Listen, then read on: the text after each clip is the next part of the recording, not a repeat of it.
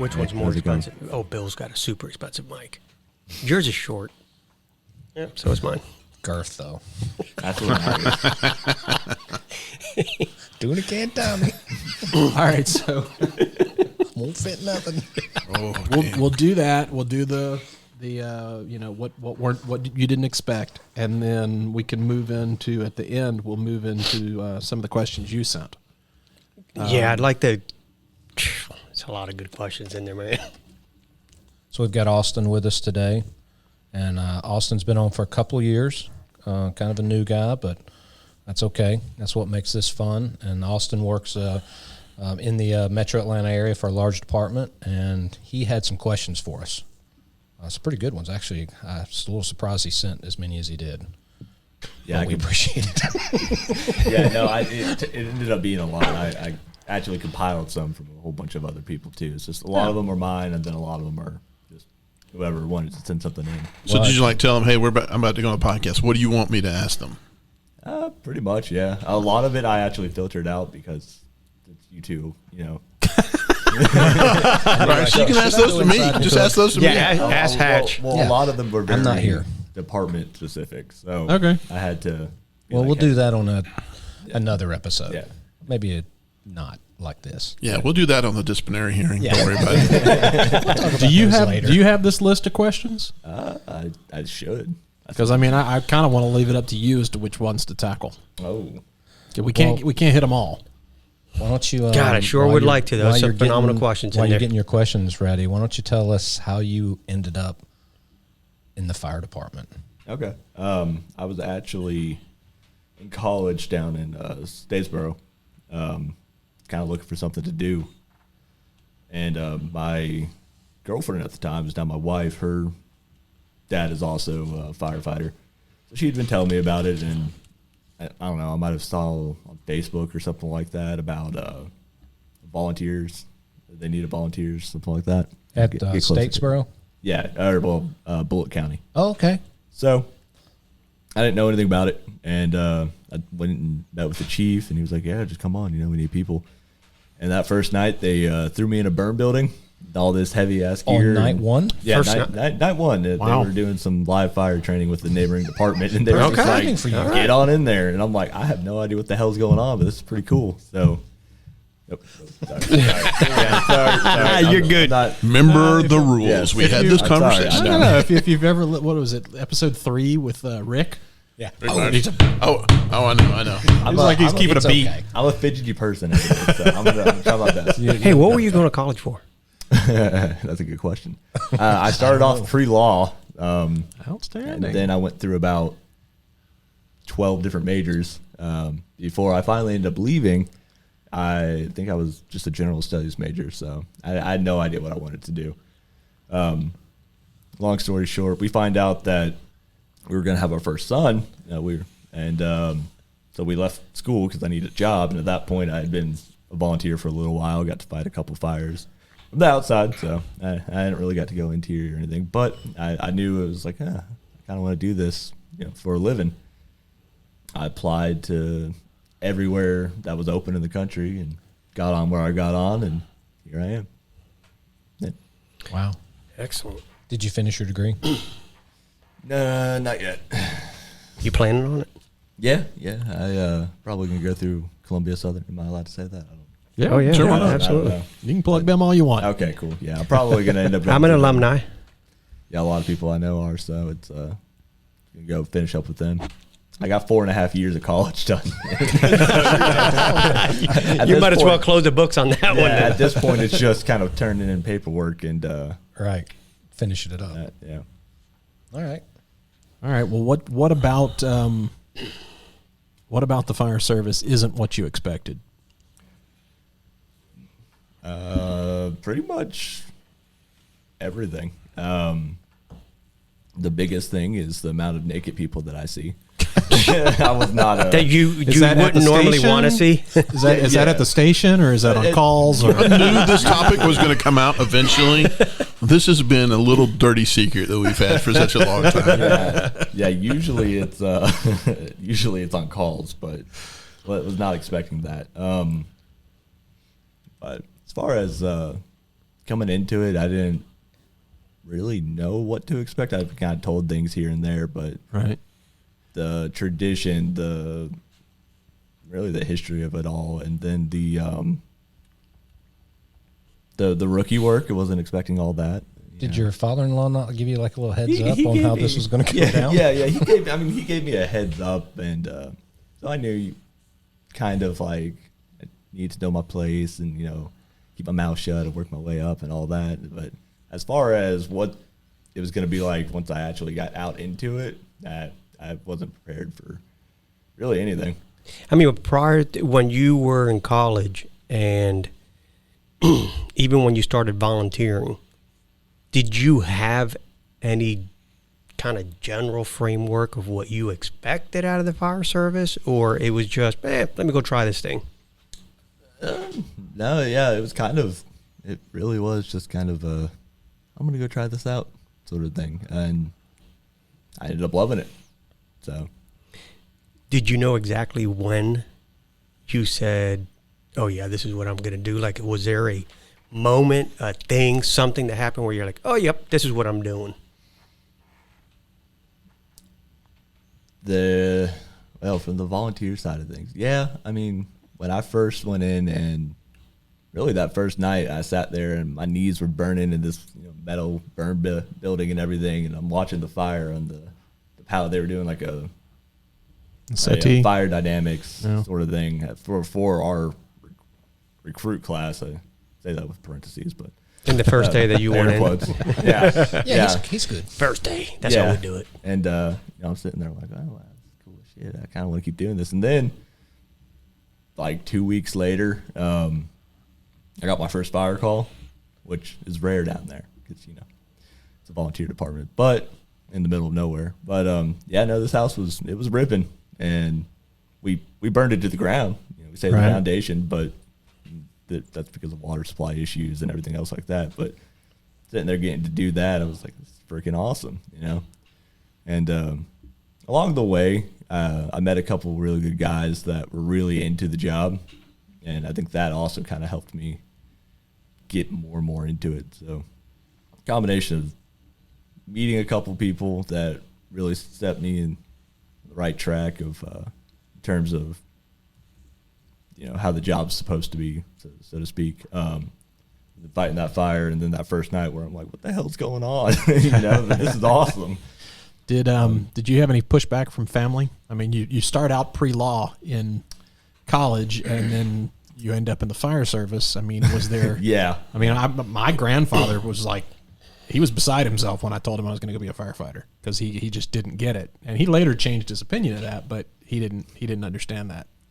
Yeah, I think at that point, my grandparents they adopted me, and said I think they were just tired of me just wasting their money, so they were happy to see me doing something. They were happy to see me doing something productive Instead of being a full-time student. Yeah, they were like, it's probably time for you to get out of here. Do something. Yeah. Do you think that, so going back, you go volunteer day one, day one, you're doing a live fire training evolution. 2 weeks later, you're in a live fire. Do you think it was more I'm part of a greater good, I'm doing something other people can't do, I'm part of this team, there's this culture, this history? Like, what's the draw at that point? What's the draw for you to go, oh, yeah, this is what I'm going to do? Besides just fighting fire is badass. That part was cool and everything, but I think the bigger pool was being part of a team. I've always been into sports and everything else like that. So being part of that community, that team, whatever you want to call it, I think that was a big draw. And being part of the greater good definitely had something to do with it. I don't think at the time I was really thinking of it that way. So you got pulled in with fire, and then we handed you a ton of med calls. Yeah. That's another thing. That's another thing I did not expect. The unexpected. Was, actually, when I got on with my current department, they were like, you got to go to EMT school. And I was like, I don't know anything about med stuff. Did you not know you were going to have to go to EMT school when you started the academy? I mean, I knew by the time, like through that, when I was doing the hiring process and everything, I knew that. But I didn't realize before then, since my exposure to the fire service was so narrow, that that was a thing that That's one of I the was things gonna we have to do. surprisingly hear from time to time is I had no idea I was going to have to go to EMT school. Yeah. It's so The people that foregone get to through us the hiring that process. right. You're like, How did you just not know? assume everybody knows, but the reality is they don't all realize that. Mm-hmm. That's part one of of a very important part of you coming into this community is that that's one of the steps that you have to take almost everywhere. Yeah, and it was. I mean, at the department I was at volunteering, one, there was like 15 people in the department, but they didn't have.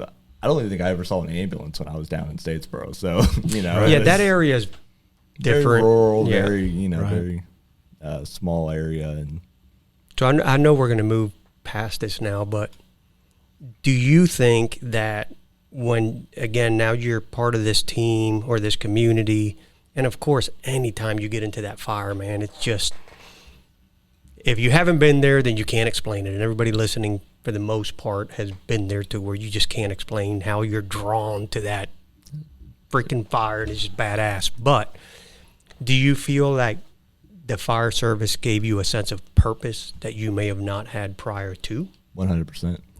Yeah, Because we find that a lot when we have discussions where the fire service just gives you a sense of purpose. Yep. It's Absolutely. it's like going into it. I was just kind of floating around, going to school in the loosest sense of the term, and just having no idea what I wanted to do with my life. And the fire service and having my first child definitely gave me a sense of direction and probably saved my life from the direction I was going. So that definitely had a big part to do with it. So fire got you in, and you're at a busy station in the department that you're in. What happens if you get transferred to a station that doesn't see that much fire? What?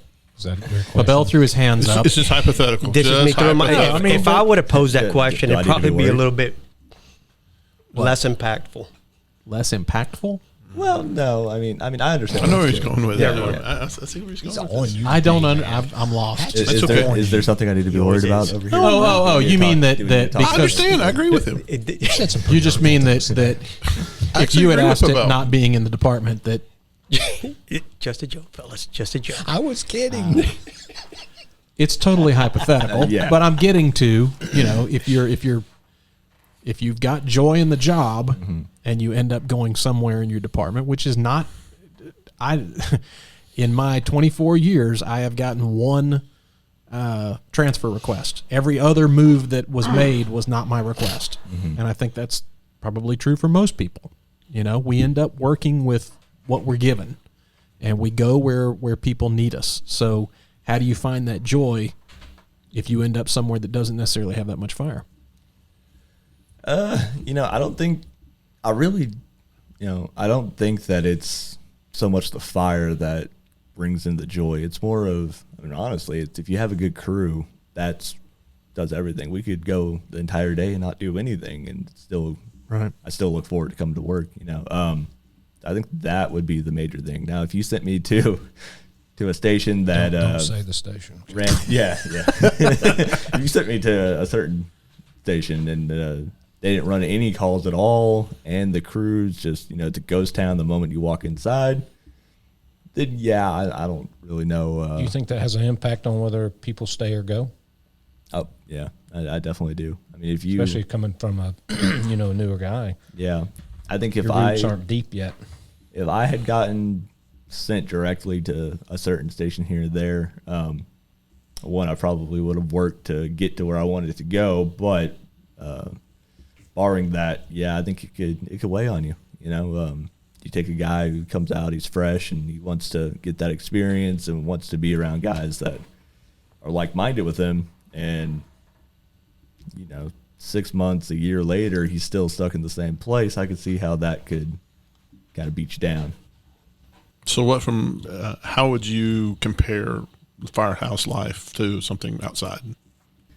The best way I can compare it to is a semi-professional frat house, probably. I That's actually what I say too. So that's actually pretty good. But I mean, honestly, it's especially if you got a house full of good guys and girls that really care about the job and really want to do well. That's what it is. 24 hours of shenanigans, and I tell my wife it's like a sleepover every third day with your best buddies. yeah, It was awesome. it's something She that didn't like it. I don't think my since my wife grew up in it, she kind of has an understanding with it. She likes it because it gives her time to be away from me, and she knows I wake up every morning going into shift, and I'm excited about it. She thinks that's pretty cool. That's awesome. So I kind of want to peel back a layer a little bit on what you said a second ago. So you were talking about you wanted to go to a busy house, and if you had gone out from, I guess, recruit school to maybe one of this particular houses where the crews don't like each other and they don't run that much, it'd have an impact on whether or not you stayed. But the spot's still got to be filled, right? Yeah. Somebody's got to go in it. So who should go in it? Somebody else in your recruit class? Somebody who's been there longer and has got seniority on you guys? Where's the balance? Because sometimes these guys sitting on the other side have to make these tough calls, and it's not because they're doing it because they don't like these individuals, but the spot's still got to get filled. Spot's got to get filled, and I recognize that there's a debate there. Do you just kind of send all your shit bags to the same station versus do you Spread them out? You spread them out, and I don't know. Man, that's such a good topic for That a is podcast. a good topic. I don't know why we You haven't would done think that we'd yet. write that down somewhere. I And don't know why we haven't done that yet, Austin. What you going, don't I'm sorry. realize, Keep going, Austin. what you don't 20 realize is that's a topic that we've been throwing around for like 2 years. 2030, somebody's looking the other direction. 2030, we were actually going to Put that one out. 20, yeah. We'd be We could do retired that. by then, yeah. But, I understand that there's a debate there. And I don't know. That's for people above my pay grade to figure out. But So, what do you think you can control at the station at your level? 2 years in, let's say you get sent to one of those stations, and it is what it is. You got sent. You had to be there. How much can you control that atmosphere? How much do you feel like you can control that atmosphere? I don't know. That's hard, man. It's especially. I mean, there's so many factors that go into it, but really, the only thing that I think that going into it that I'd be able to control is my own, or are my own actions and my attitude going in. Other than that, I mean, like I said, the way I look at it too is I only have 2 years out in the field. I haven't done jack shit. That's just how it is in my mind. So that said, I kind of look at it like, these people have been down in this hole for 10 years or whatever. They still have that 10 years over me, and it's like, why are they going to listen to me? So hopefully my actions by going in and bugging the shit out of them and be like, hey, you want to train on this? You want to do this? And hopefully maybe I can get something to creep in and maybe kind of turn the tide a little bit. Or other than that, I don't. Well, you're spot on that. Some would come in and say, well, if I'm within my first year, 2 years, I really haven't done nothing, what impact am I going to have? Pretty big one if you go into a house with the right attitude. You may be the one that actually lifts that station up. Everybody wants to, for the most part, brag on their station, their department, or whatever it is. So new blood seems to have a good effect on a house when somebody walks into it, or can have a good effect when somebody walks into it. So you're right. You walking in there and bringing good vibes, a fresh, open mind, willing to soak in information, so that could have a huge positive impact on a house. I agree. I think there's an opportunity there that, sometimes just because they're newer, they don't feel that they have that ability to move the needle. Right. Like there's a lot of influence that actually comes with being fresh blood into the fire service that reminds us, because it's easy to go, hey, you got 10, 15, 20 years in and you've seen all this. Yeah, and that creates there's just a lot of baggage that comes with that. Mm-hmm. So the reminder of what it's like those first 5 years or whatever, where you just didn't care about anything except getting in that truck, the sirens blaring, and finding that call, you forget that. And you start getting further and further away. So it seems like when somebody comes in and you see the excitement in them, it re-excites you. Like, yeah, man, I remember those days. Those days are great. That's why I love recruit school. One of the things that I love is recruit school and them coming out of recruit school, because it's just that reminder of how amazing our job is when you push away all the noise that you hear through the years. So you do have a tremendous impact when you walk into a house. Austin, you get sent off a lot? Yeah. Yeah. Yeah. So you're around other than just your station. You're around other stations, Oh, right? you mean so he's because you're the least senior or not as senior, Well, no, you get floated out a Well, lot. Well, that and skill set's another piece. yeah, since I went and got my relief driver. So Oh, okay. Yeah. that Thank you for doing that. yeah. So and my battalion in particular was low on relief drivers, and with COVID and everything else that's been going on, pretty much every day somebody needs a driver somewhere. And so since I'm the least, well, I'm not the least senior person at my station in particular, but I am the only relief driver. You're not going Right. to send the DO off. So when you get sent off to these other stations with these officers and whoever else that you're not that familiar with, and you're going on scene and a decision's being made that you don't necessarily understand, how much do you feel that you can speak up or ask for explanation maybe later? Why did you make that decision? Or is it shut off, especially if you're at one of those stations that's not necessarily what we would all say high performance? Well, I'm kind of lucky with how I am, because I usually do get sent off, at least battalion wide. I know I've picked up on how most crews operate and everything, and how most of the officers are, or the AOIC of that time. And I feel like I have a pretty good relationship with most people. So So you never have that moment where you're like, I don't understand what the hell he's doing. Oh no. That's there have been a couple. When he walked through the door. There have been a couple, and if it's something that's unsafe or that I feel is outside of our scope of practice or something like that on a med call or something like that, then I'm going to if it's somebody that's more senior than me or has rank on me, I'm going to politely and respectfully be like, no, we can't do that. Right.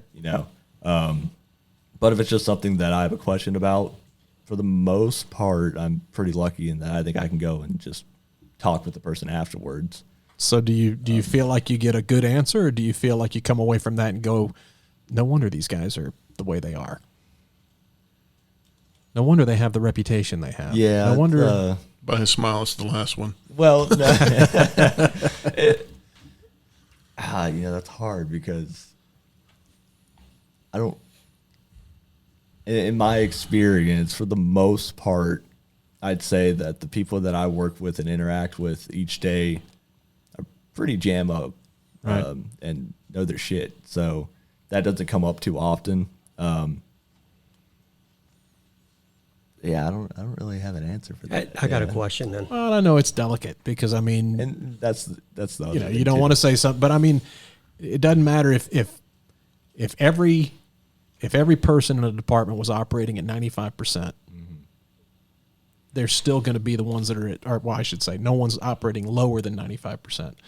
They're going to be the 99s and the 98s, and they're going to look down on the 95%. It's whoever is the bottom is the bottom. It doesn't matter whether they're at 20%, 50%, 70%. It's all relative. Exactly. So, you're in a good battalion. You're surrounded by good folks. I get it, but it is, again, I get back to how much do you feel like you can change that environment on your own at your level? Because it's been a while since I was a 2-year in firefighter, Where I'm at now, in this early point in my career, I feel like now that, especially since, I've fought some fire, I've pumped some fires, I've shown most of the people that I work with, or at least I'd like to think that I've shown them, I have a good work ethic, I care about the job and everything. And I'd like to say that I've at least gained a little respect with some of them. So I feel like I can talk more about things with some of the older guys and at least have a conversation with them about certain things, or pick their brains on things like, why are we doing it this way, or what do you think about this, or something like that. Now, when I was a rookie, or we use Orange Shield, so during our probation period. So when I was a probie, it was like, nah, I can't just keep my mouth shut and work. And I'm just now kind of getting to the point where I'm a little more comfortable with throwing in my own ideas or questioning why we're doing something. Right. So this group of high performance individuals that you're being farmed out to as a relief driver, apparently some of them gave you questions for us. Yeah, they did. Wait a minute. Cabell, did you have a question? Yeah, I appreciate that, Hatch. Hey, I thought you were reading a book. I slipped up. No, so I wasn't. I was nice to you one time. I'm in the sorry. process of writing a book here with notes, but I'm just curious. I know you've had good leadership around you, like you said, but I don't think we do a good job at asking this question from any level, and we should, which is from your 2 years in with the different leadership that you've had, even if it's step-up leadership. What would you say right now where you are? Go, officers, keep doing this. When I walk in and an officer does this, this is squared away. This is what we like. Stop doing this. So what do we need to keep doing, and what do we need to stop? From your perspective, because a lot of the stuff is, well, these new guys and gals coming in from this generation, that's happened since the day I joined the fire service. It probably never leave. But we don't ask the feedback often to go, well, tell us, keep doing this, stop doing that. In my experience, the officers that trust their crew to do their job, that's probably the best thing ever.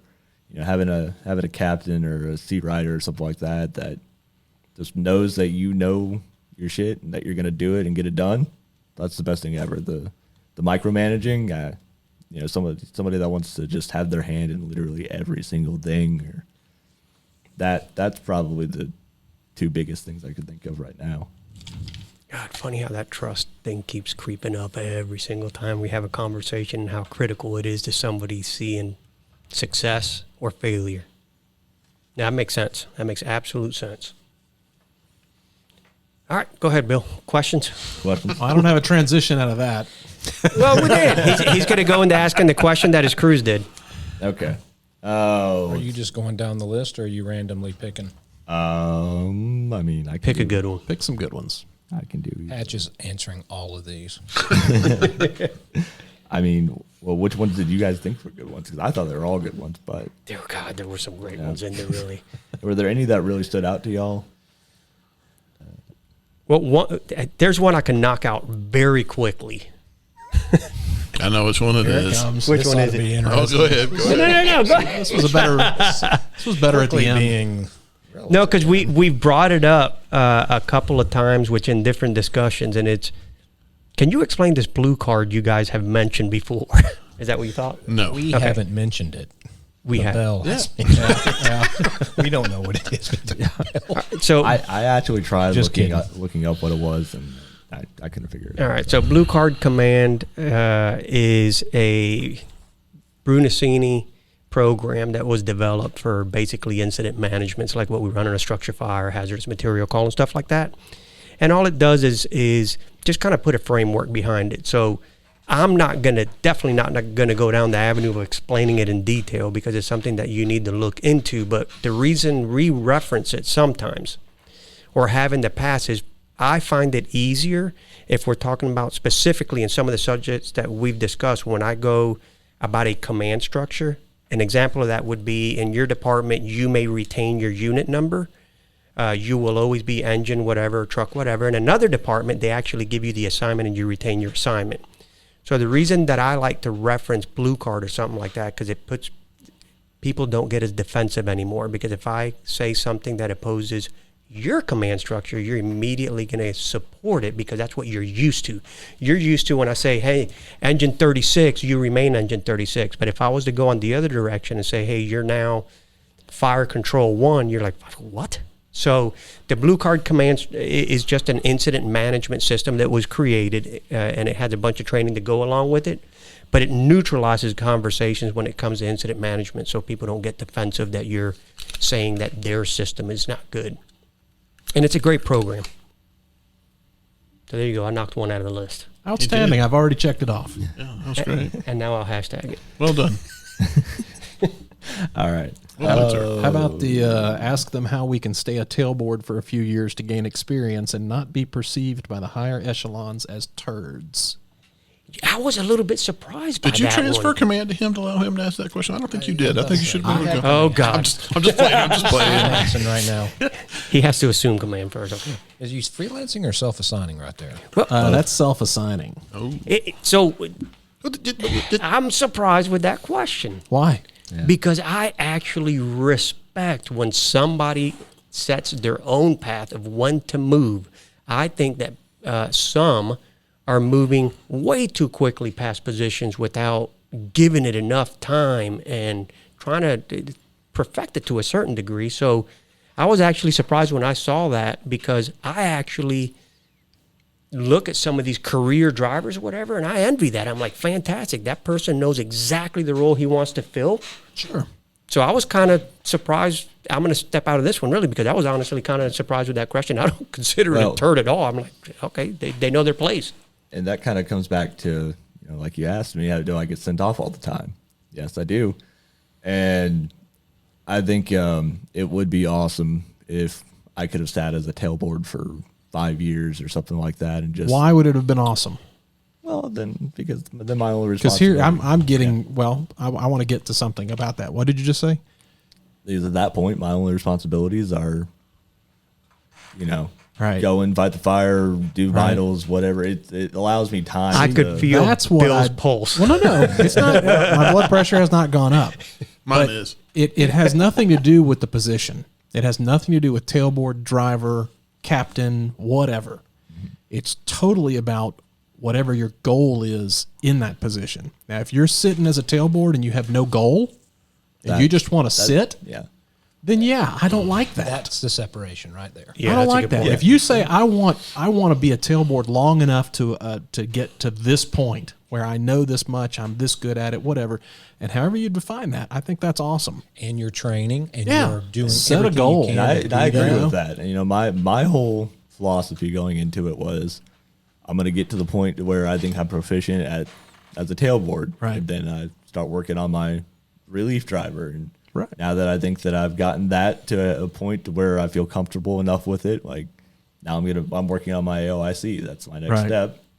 And then, I don't stop working on those lower, so to speak, lower positions. I don't stop. Right.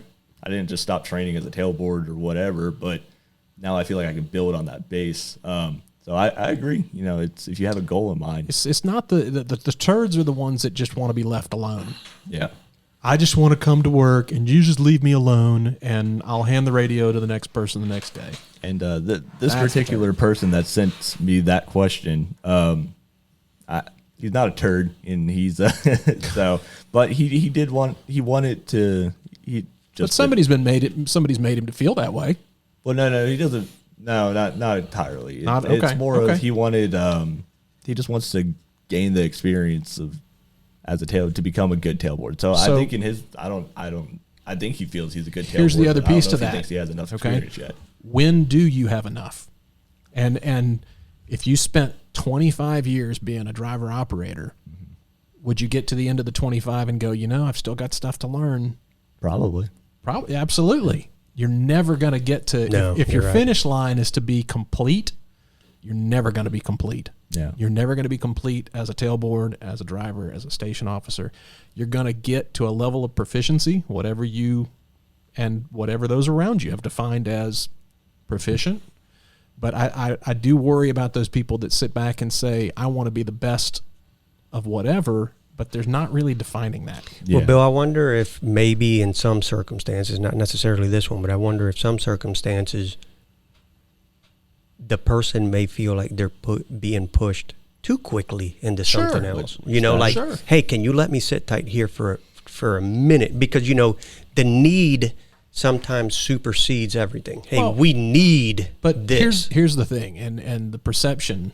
So let's say right now, and Austin happens to be in the same department, and I know one of the questions says something that we have a problem with having a very young department right now. Yeah, that's what I was going to go with. You answer your question with another question. When I got hired, I mean, I was in charge of I was AOIC on an engine, and the three of us on the engine had less than 6 years experience. And that's where we're at. Right, just the other day, I was riding with it's not 6 years of experience. It's total. not a new. It's perceived as this.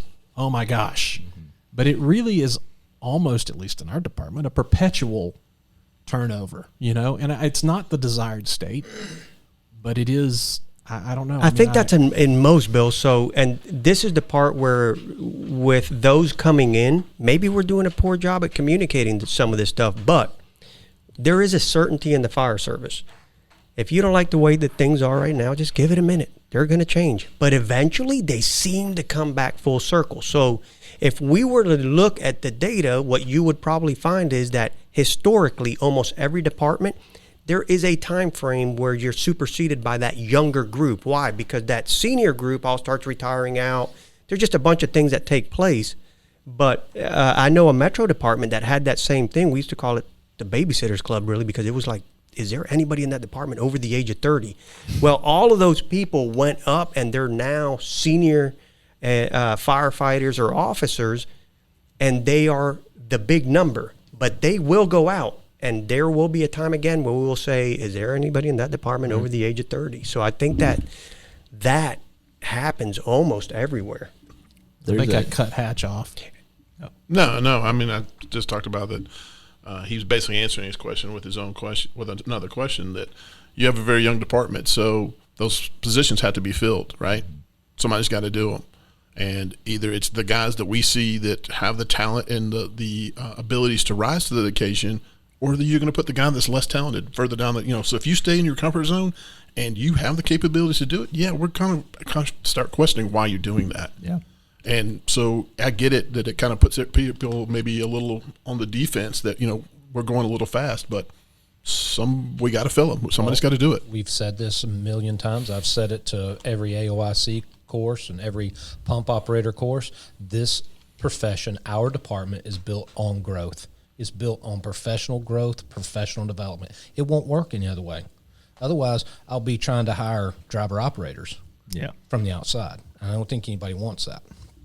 So it is that little constant, gentle pressure to get this thing moving because it requires it. You know what? And on the other side of that, Shane, come and think about it. You want to be concerned? Be concerned when you're not getting pushed to move past where you are. Yeah, exactly. If we're not because saying they've probably anything to given you, up on you at that point. So if we really look at it, there's another question he has. yeah, if you really want to look at it,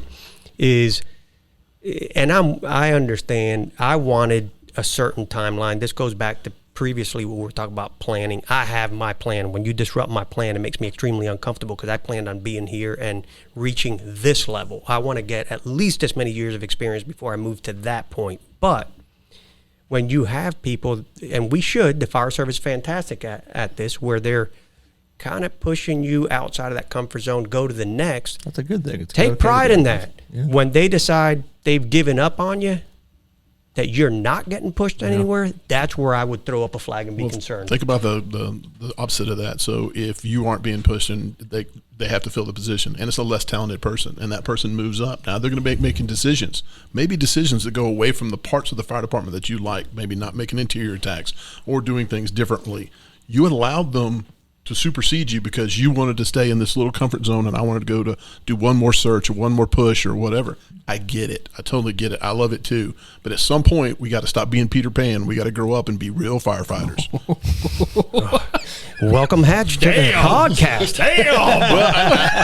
Sorry. I used to have a discussion with guys all the time that would talk about they don't want to take the chief's position, and I said, I get it. I totally get it. It's not a lot of fun sometimes, but there's a progression in the way this goes, and we're going to fill this spot. So we get put somebody in there that's talented, or we go right below them with a person that's less talented. The spot is going to get filled. Yeah. Austin, how much do you think that assessment of an individual and pushing them to the next level before they might think that they're ready, how much is that a lack of assessment of themselves. In other words, I don't see the potential in me as well as someone else sees the potential.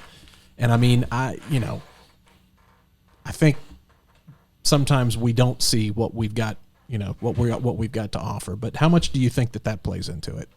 I mean, I'm sure that's a big part of it. I mean, I tend to kind of downplay possibly some of my own strengths and whatnot. I don't know if it's trying to not seem egotistical or something like that. I don't really know. Yeah, I don't that's know the human, psychology mindset behind it all. But I think that definitely has something to play in it. And the people that are around us for 24 hours a day, every third day, they're gonna know our strengths and weaknesses. Huh? You ain't hiding from them. Yeah, they're gonna know. So I guess that's a good point. How many times does somebody get pushed? And this is purely hypothetical because we don't have any information to go off of. But how many times would you feel that people get pushed up when they shouldn't be? And how many times do they get pushed and it was the right thing?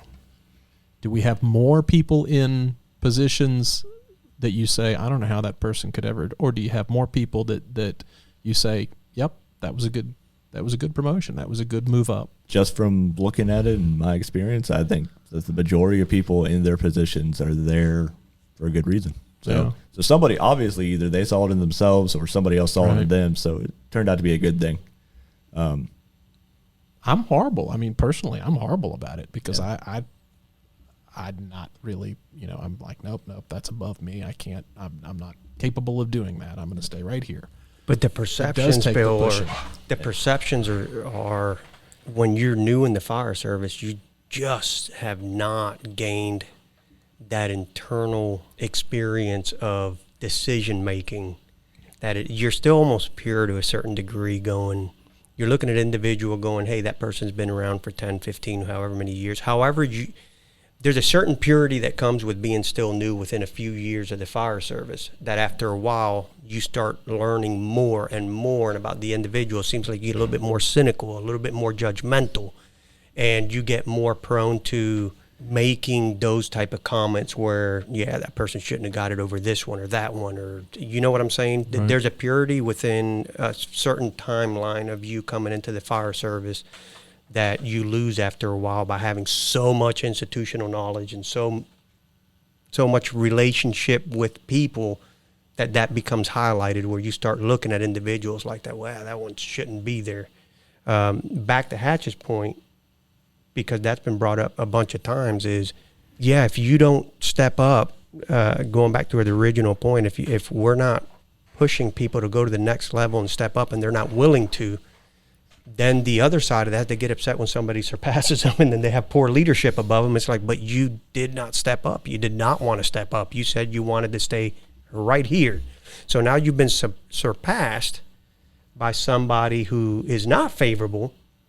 You allowed that to happen to a certain degree because you don't want to put yourself in a position to lead. Yeah. And I think part of that comes back to that, maybe having that self-doubt. Maybe it should be upon us if we see somebody that's that we think should move up or something like that. Maybe it is good to have us push them more, so they maybe start to realize it. Because I found it with myself. I don't realize how much I actually know about something until after I've done it and it goes well or it doesn't go well. Most of the time after the fact, I'm like, oh wow, I guess I actually did know that better than I thought I did. So you never had the experience where you have some officers a half-wit and you're like, holy smokes, I could do better than that. We all he just slapped and said yes. So I don't know why that doesn't give people confidence. It's like, I can absolutely do better than that. Yeah, but that's not as prevalent as the other, is it? I think it is. It was for me. That guy's a moron. I operate a little differently. Doing that. I think I operate a lot different than most. I'm trying to carry over your Peter Pan analogy, and I'm trying to figure out who the morons are on the island of Lost Boys. That's right. Never Land. Maybe we should let Austin ask. Yeah, another question. Moving on. Hatcher is getting a little weird. Okay. So this one's kind of more for myself. Does that mean this is your question? This is my question. Oh, there we go. Oh, now we're really going to tear this one up. Good. I expected. I'm used to this. That's one of the good things about being out for those 2 years. I learned really quickly, you're going to get ripped on a lot. But it's all in love, sometimes. That's right. How do I, as a young guy that's being put into more and more hands-on training or leadership roles, like the relief driver that we're talking about, or working my way up to AOIC, motivate those that are older than me? Sometimes I'll be technically in charge of somebody that's 10 years older than me or something like that, or have more time on the job than I do, like the career tailboards or anything like that. How do I motivate them to, I guess, bring them up to my level, the level that I expect myself to operate at? Right. What are some suggestions with that? Because So you walked into a house and you have some of the senior people that just don't give a shit, and they are just not motivated or They're whatever. turds. They're turds, and Use you're your own walking term. in. Yeah. No, I think this goes to motivation, and I actually personally subscribe to the idea that there is no such thing other than self-motivation. I can't motivate someone else. and hopefully it just kind of emanates out to Oh, the I mean, other you person. can use power to get somebody else to do something, and there's different forms of that. There's there's coercive power where I can make you do it. I can, and nobody likes to use that. Yeah. Legitimate power that's conferred upon you by rank or position or seniority or anything like that. But you can use power to get somebody to do it. But as far as motivating them, they've got to find that in themselves. And the best thing that I think you can do is just do your best and be visible. And to a certain extent, you do want to push them, because I think everybody needs to be pushed. But to a certain extent, you're waiting for them to come along. You're not pushing the train, you're trying to pull it. I'm going to go a little bit of a different direction. I don't disagree with what you're saying, but what I say is motivation is so temporary. Sometimes you're motivated and sometimes you're not. I do not rely on motivation. There's a great quote from like Zig Ziglar or something. He says, motivation is temporary. It's like bathing. We recommend you do it every day. I can't remember the quote, but it's very much that. Okay, Continue. excellent. So my thought is that you want to go in there and create. I would much prefer that people rely on, number one, very clear expectations of what is to be expected, consistency, than motivation. Because you come in with those days where you just don't feel like doing nothing. And sometimes you just not up. And some people just won't self-motivate. Yeah. And then it takes so much work to constantly come in and go, all right, and try to get everybody motivated versus going, here's the expectation for this house. I see it all the time. You can go from, even where you are, you can go from one house to the next house to the next house. A culture has been established that there's an expectation that in this house, this is the way things work. I like that much more than having to go in and constantly rely on motivation. Listen, we work in a profession where you are not going to be motivated all the time to do stuff, but you are expected to perform. So perform. And every day when you go in, that to me, that should be the expectation, is performance. Mm-hmm.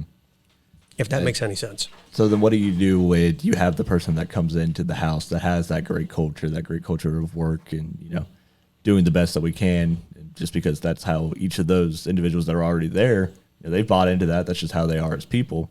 So what do you do when you get the person that's sent to your house for whatever reason, or the rookie that comes out and they're just not about that? They don't care about the job. They just view it as a job. They don't view it as what I would assume we all view it as, more of a calling than anything else. So what do you do with that person? And I like to think that there's a little bit of a time period just for them to adjust to it and everything. So there's an adjustment period, but then once you get past that period and they're still just don't give a damn. So could we take this like one at a time as a nugget instead of a philosophical, non-applicable type thing? I would say, for instance, I guess we are. My he asked the nugget. question, then he's just moving on doing it. Yes, we can. Shane nodded his head. There was a You had one non-verbal agreement. Okay, let's go. Sorry to interrupt. So what I would say is one of the things as a company officer that I would do is the expectations were clear in how we were going to operate. But when that person came in that is disengaged or disconnected as a company officer, what I would do is there's certain things that I cannot make you do. If we're training, then you're going to have to engage. If we're doing PT, for instance, I can't make you PT, but you're going to sit out there and watch. You don't want to join in, not a problem, but you're going to watch. And there's certain things where I would say you have to participate because I can. I had the authority, the ability, and it's not that I'm flexing authority as much as we're going to train. You have to train with us. But if we're all going to PT together, because that's something that we do together, I can't say you have to come PT. But I would say is the team is going out there, you need to go out there. My premise for it was this: you need to know where our limitations are. And we do that while we're training and while we're PTing. So my nugget would be inject them into places where they wouldn't normally be, figure out how to get them there. And just out of pure guilt, you'll find that sometimes they'll just start engaging because they just start engaging. I have found that to be successful. Just as a nugget to use is, hey, you have to do this with us. So you've got two situations, and I would say with the one where you are the one in the station that's trying to motivate the others, you've got the tactic that I would say is you've got to identify the one person that you think is the most ready to come over to your way and be motivated. And once you've got them on board, then you've got two, and you work on the next one. And it's a long process. Yep. It takes a long time, and it doesn't happen overnight. And when it does happen, you'll end up, at least I did. It happened at a station. I was at a station. Everybody hated to be at work. It took a year and a half, but all of a sudden it seemed like all of a sudden, everybody was happy to be there. They were fighting to be on the truck that was going to run the calls. I mean, it was just, and when you look back, I have no idea what we did other than we came to work and we were glad to be there. I can tell you what I think you did, and it would be my advice, is that you set the standard, you manage those expectations. Right. You maintain consistency with those expectations, and it's that we've already said it once. I'm going to keep stilling it. It's just that constant, gentle pressure. Right. It's just constant, gentle pressure. Okay, so now let me ask: when you did do that, what was your position at the time? Were you an officer? I was a firefighter. By the time it turned around, I was a year and a half out of the fire academy. Oh, okay. And I was at a station with 3 drivers that fought to be on the truck that wasn't going to turn a wheel. Mm-hmm. And I had a captain that was widely regarded by the rest of the department as not being worth a damn. We never turned the captain, but he wanted to be left alone. But the rest of the crew slowly but surely started coming over to that side. Now, the other scenario that you proposed was you've got a motivated station that then has someone come in that's not motivated. And you've got the benefit of numbers on that one. Mm-hmm. But if it's the numbers, if you situate it as the numbers in the station against that one person, you're never going to get them on board. It's got to totally be we want you to be with us. And it's not antagonistic. It's, come on over here. Look, we're all doing this. Come on. We want you to be a part of this, and pull them along. There's some people that you're not going to be able to do anything with. Yeah. And I mean, that's just it. Those things tend to work themselves out. Yeah, they work themselves out. It's not anybody's job to get rid of people. I mean, it really just, this idea that we've got to get rid of this turd, ended up in the fire service. We don't know why he's here. He shouldn't be here. He has no passion for the job. We got to get rid of him. We need to run him out of here. That's not your job. Your job is to make that station run as good as it can.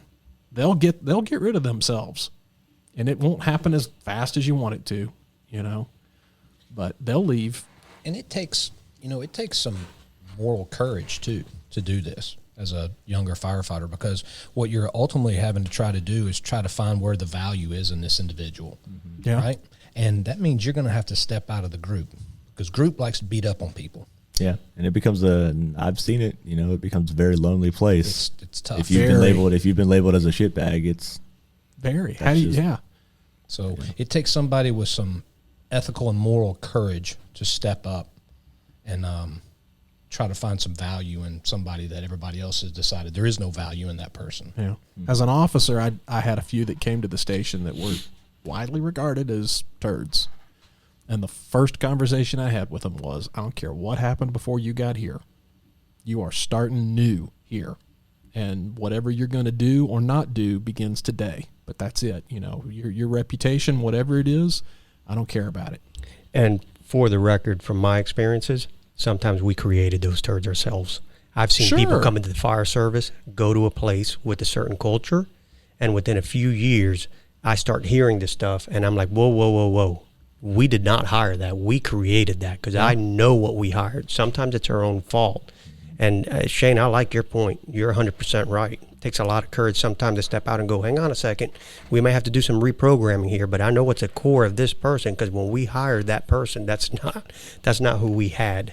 We created what we currently have, whether, you know, that's a departmental thing or a station thing. It could even be a personal thing, but I agree with what you're saying too, where it takes courage, and it also takes a lot of work, because you're investing into another human. I mean, it takes a lot of work to have the patience and all that kind of stuff, but sometimes we do create some of these turds, let's say. But what I would say is also ask yourself, are you just going to help make a bigger one, or are you actually going to try to reverse this action and put some good into it? A lot of times with what you're saying, Shane, is like so much easier just to contribute into that reputation than it is to sit back and go, let's see how we can improve this thing. Hatch, did you have any? No, I have no opinion. Okay. I'm just kidding. Move on to the next question, please. So the first one, I'd say character and reputation. Character is what you think of yourself, and reputation is what everybody else thinks about you. So as you're coming into a firehouse or whatever, and you're being that boss, on the days that you're not that boss, don't be that guy that's running around naked and all that stuff, because people aren't going to take you as seriously when you have to step up. I mean, it's not an off and on thing. I mean, especially if you have that senior guy, you know, that you're having to lead, and he hears the stories about some of the goofy stuff that you did. A lot of times that's carrying over, and it hurts you and makes that job a lot harder on you, in my opinion. And the other one, as far as the culture and stuff like that, you know, I'm telling you, coming together as a family in the station is huge, and eating together. And you got to understand, not everybody approaches this and has the same, you know, didn't approach it the same way. Sometimes they didn't have family culture. They don't understand being on a team, or didn't play team sports and stuff like that. And you got to bring them into that culture and stuff. And so I think, you know, Shane was saying it does make that. It takes a lot of courage to do it, you know, but there's also times, you know, that maybe they don't participate in some of the things that, you know, the brotherhood part of it. They got to earn it a little bit too. And there's a saying that an old chief used to say that I liked a lot, and it's pretty aggressive, so you're going to love this. But he said, I can't make you do it, but I can make you wish you had. And I kind of like that. I kind of like that attitude a little bit, because that doesn't give them that option just to sit out. You know, you're going to do this one way or the other. So, you know, Hatch, I think you have a great point there too, that this will go for the leadership officers and above. We actually have an opportunity to give someone a family they never had. Are you truly trying to do that? Because if you do, you're probably going to find yourself being successful most of the time of keeping that united front at the station. If you look at it in that you're actually trying to create what you said in the very beginning, what drew you in, it gives you purpose, you have that community. I think sometimes our obstacle is when we decide, okay, you're not part of our community, and we start shoving you out and everybody starts jumping on board with that. We do have an opportunity to go, hey, let's bring you in closer. Let's give you that that family you didn't have. And it's going to be interesting to see what the future holds with all that, with everything that's going on. And we know the difference in that's the changes that are happening in this world with, you know, what we all say, more social media, more this, more disconnect. And you come into the firehouse, and us trying to keep that culture of eating breakfast together, eating dinner together, that unity. My perspective would be, let's not lose that. Like Hatcher saying, let's not lose that, because it's actually going to be something that people are not going to have as much in the outside world, that they'll be looking for us to provide it for them. So you're spot on with that. There's another thing too, especially when you're trying to, you need somebody to be held accountable because they're not pulling their weight. cut down on the shenanigans. It makes it so much harder for the officer to hold that one person accountable when you guys are doing things expecting to get away with it because y'all go to fires. Well, it's your job. You're supposed to go to fires. But I need to hold this guy accountable, and now you're dividing his attention, the officer. So just bear that in mind. That's a good one, Hatch. Well, I've done this for a while, so. Austin, we probably got time for one more, so make it a good one. All right. Oh, man. Do we have a time limit? That seems to work really well with these guys. Yeah. Oh, man. We actually do. Well, okay, so easy one. What is the difference between a good DO, driver operator, and a great I was going to say, I had no idea what a DO was. I was going to ask I'm you. I'm using FAO, DO, yeah. Sergeant, Good driver. I said do. What the hell is a do? driver operator, driver. No, driver operator. Yeah. Keep on going. Sorry. We're on time limit. What's the difference between a good one and a great one? You want to start, Shane? I will tell you one thing that I see that almost always represents a great driver versus a good driver. When I see on the fire ground driver operators getting their lines in place, everything is set, and they're bringing additional equipment to the front door that they think is going to be needed, or they're making moves towards throwing ladders or whatever the case may be. But more than anything, getting equipment ready that they think is going to be there. I think usually what I see that's a good driver. They're anticipating where this call is going to go. Don't look at me. I'm not ready yet. So we don't all end up with the same answers. For me, First. yeah, for me, know where the hell you're going. A good driver just knows territory. As a company officer, what I really did not like is having to know, you shore up your weaknesses. I'm directionally challenged. So as a driver, I agree with you 100%, Shane, but you got to know where you're going. There's no more relief to me as a company officer when I knew I didn't have to worry about nothing except getting my head together going to an incident because the driver knows where they're going. They know territory. So for me, that's huge. Well, you kind of took mine. Oh, mine was going to know the Okay. apparatus stem to stern. Know exactly what its full capabilities are. I mean, literally, probably the only people that know more about it is the manufacturer. You know, and so many times you just see, well, I'm just driving this today or I'm driving that today. And I get it. You can get us where we need to go. You can, drive with due regard the whole 9 yards. But I need you to know scrub areas, the whole 9 yards, be able to say it, stem to stern. That's a great driver. And I'd expand in my knowing your territory is a little bit more militant, and I know that it's not necessarily possible with as much as people might get sent off, because everybody's going to say, well, I got sent off and I don't know this territory. That's fine, but know your first in, wherever you're assigned, but know it to the point where, given a dry erase board, you can draw it and label the streets. This to and from testing and stuff like that, where you don't really need to know it, you just need to know some, the true test was, can you draw this section of the territory up on the map and then label everything correctly? I mean, that's knowing your territory. And I agree. That's true, Bill. You're Knowing spot brake on. numbers is a big Yeah. one, too. Break And I numbers, mean, numbers, if you hydrant can't get the locations. truck to the call, What I mean, good are you? that exactly. Yeah, that's what- that's at the core of being a driver. Now, that's not to say the other stuff that we've mentioned isn't equally as important, but By that time, you should I thought- probably. yeah. You would hope that the driver operator would know what's on the truck, and Right. What the truck. But And is. Bill, you're 100% right, and thank you for articulating that better than I did. Because for me, it's like, just get us there. If we get Right. there, we got this. Right. But we need to get there.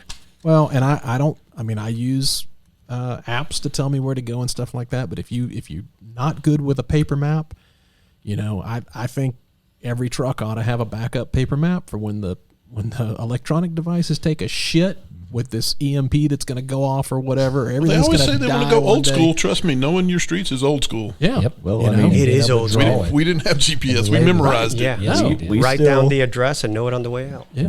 at least in our department, I'm looking at Right. Yeah, I don't- One half of the table. one half the table here. I mean, it's still, at least in my battalion, from what I've seen, we're told to draw a map book, know your braking numbers, know what street's gonna be faster to go down. Because Right. there's 10 different ways to get here. what do you have to do to not get beat in by somebody else? Right. You know? No, the best exercise in the station for territory, as far as I was always concerned, was the at the station I was at, they called them crow drills because it was some guy named Crow had come up with it, or that was who liked doing it. But they'd say, you take a left out of the station, you go to the second stoplight, you take a right, you go 2 streets, and you take a left. You know, you go down the hill and you take a right. What street are you on? Where are you?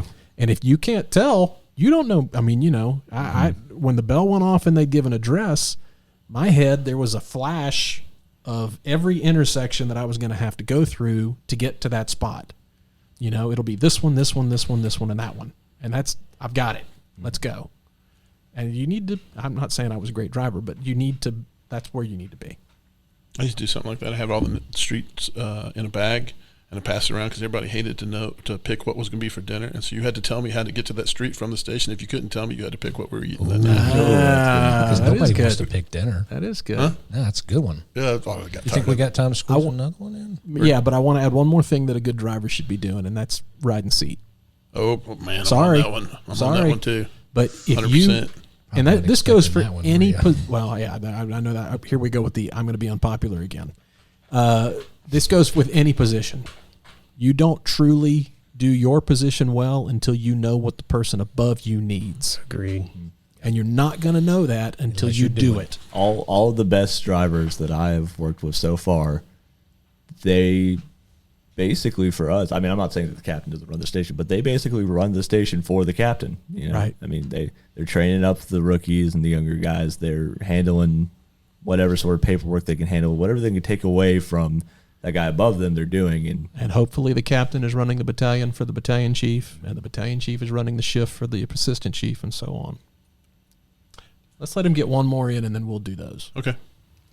We covered a lot of what I wanted to talk about. Okay, how much, so it's another thing, since I'm about to be the AOI, going into my AOIC, how much talking on the radio Boy, is too am I glad much? you asked. I thought he was going to ask about Especially in Hatch's terms hair. of size up on the radio and fireground. I put So- that one on a T-ball for you, man. Yeah, so As little as possible, as much as needed.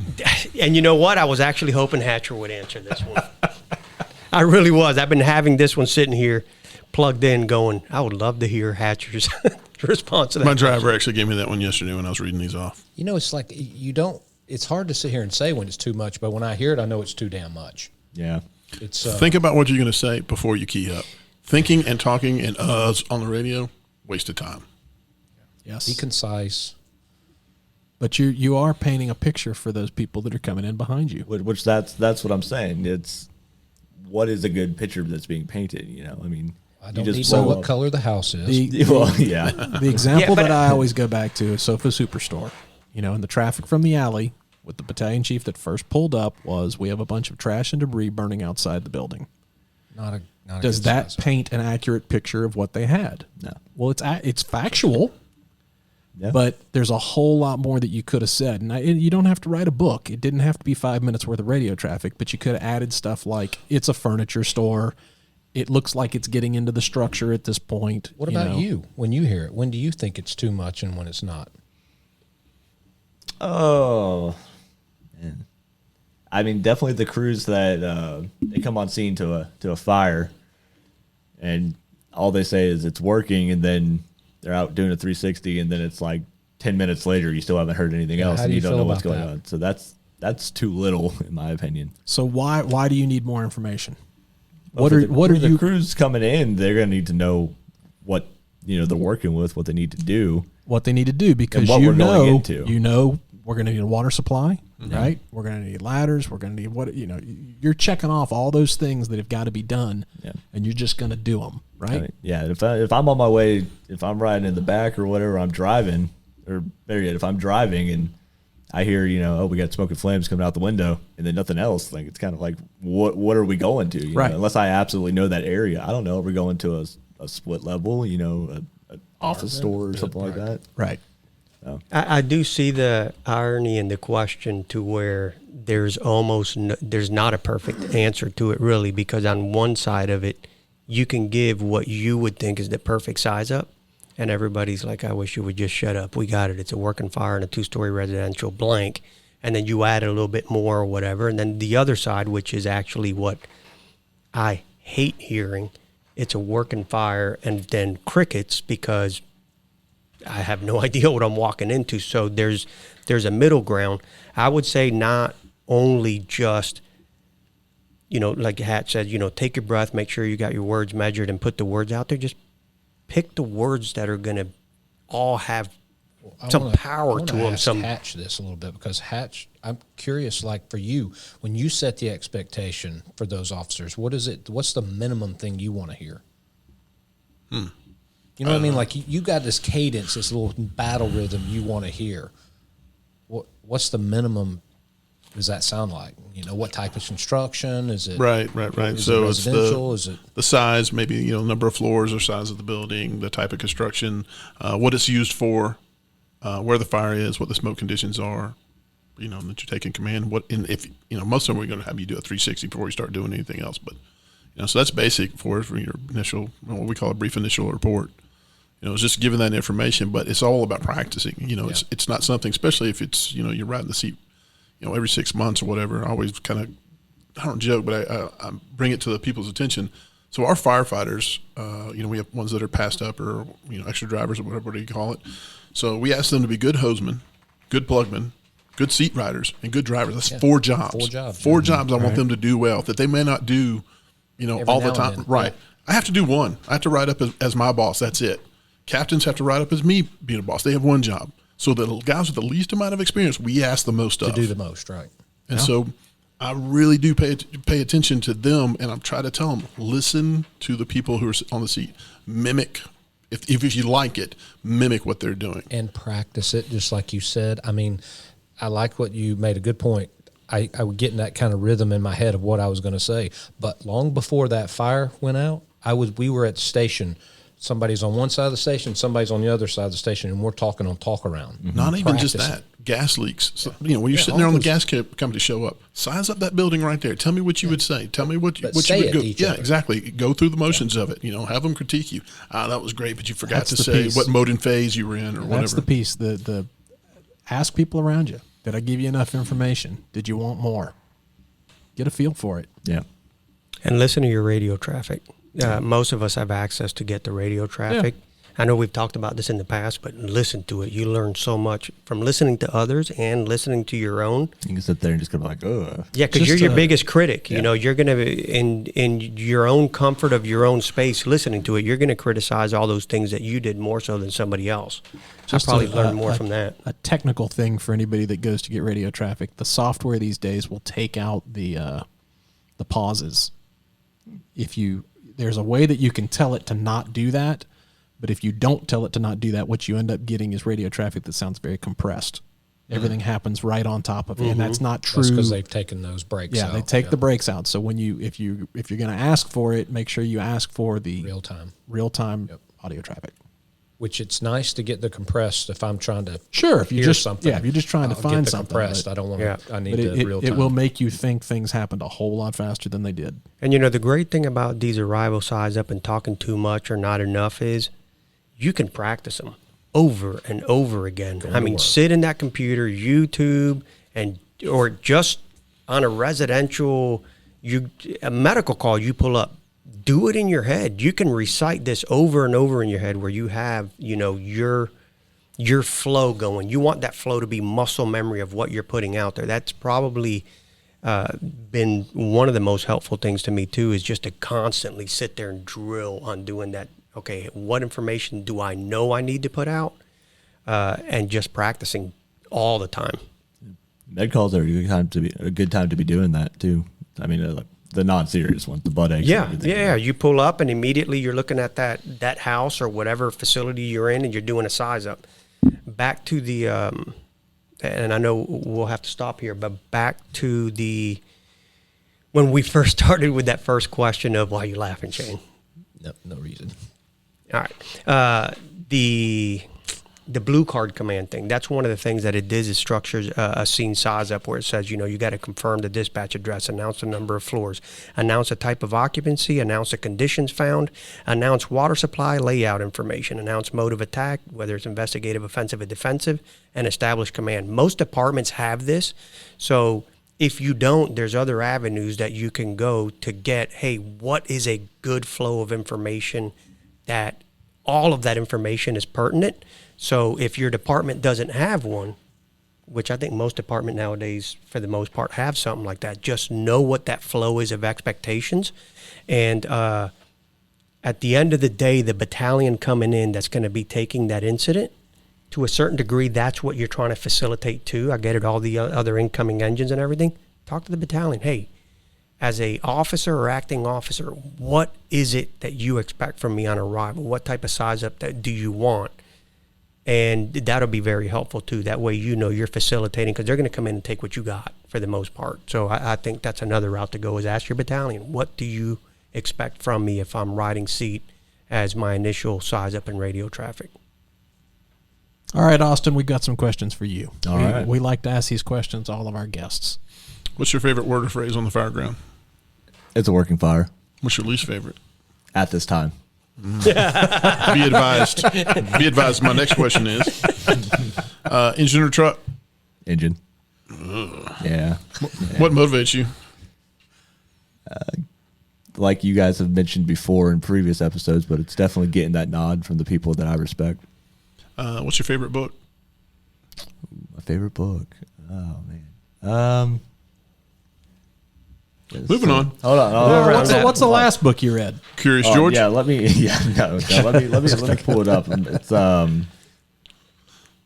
It's terrible. Edge. I've been wanting to pull that I like for Curious- last six people. I like Curious. I like George. the man in the yellow hat. All right, hold on. I was going to say Brown Bear. That was the last book I read. Oh yeah. Brown Bear, what do you see? The last book that I finished on Audible was Green Lights, Matthew McConaughey. Yeah. Oh, I've yeah. actually downloaded that. I haven't listened to it yet. Really, really good. Yeah. So He's been all over. He's been all over the television talking about that. yeah, it's hard to come up with like my all-time favorite book. I don't know. What profession would you like to try it if you weren't a firefighter? I know that this was, kind of a default you had to drop back to. So, I mean, you were in college trying to figure it all out. So, Yeah. Well, I tried like 12 different things. exactly. So, I mean, maybe one of them. Oh man. Well, in college I was working for Georgia Southern's football team, doing videography. So that's probably what I would want to do if for some reason I had to stop doing this. Uh-oh, Bill. Yeah, we got an editor, Think video about that. editor right here. There was a point, we need a and guy. I don't remember why I was doing it, but I videotaped football games for scouts or Doesn't something even like that. surprise me. I don't even remember who I was working for. If you're going to be introduced NFL as or the something. keynote speaker at FDIC, what song would they use? I'm gonna go with there's an obscure song. I gotta Bill, see. Bill loves these. Oh, yeah, I Bill gotta, probably I gotta knows see it. who. I gotta see who it's by. Let's see if you give him the title Yeah, of the put song Bill to the before you test. tell him Well, who it depends. is. Like, Are name you a name that Are tune? you into rap? Oh, he loves rap. Bring it. I'll cover Doesn't he this look one. like he's into rap? Hold on a second. Well, do I look like I'm into rap? I was a Public Enemy, and kind of more. Go ahead. 80s. That's You'll be shocked here. so Don't say who the artist is. Say the song, and then we'll see if we can figure out the artist. Okay. I can just see Flavor Flav. Man, come on now. Oh, where is it? Oh, that's hilarious. You don't want me to? No, I don't. I used to do a very dramatic reading of Public Enemy lyrics. So I'm gonna go with Flat Shoals by Yellowfella or Flat Shoals by Landstrip Chip. Okay. Flat Shoals, though? Gotta Look that represent. up. Yeah, I gotta represent East Atlanta. All right. Zone 6. Now I have to look it up. At your retirement, how do you want to be remembered? As a fireman's fireman. All right. And if you could go back, like 2 or 3 months and give your rookie self some advice, what would it be? A couple weeks ago. Oh man, give myself some advice from a couple weeks back.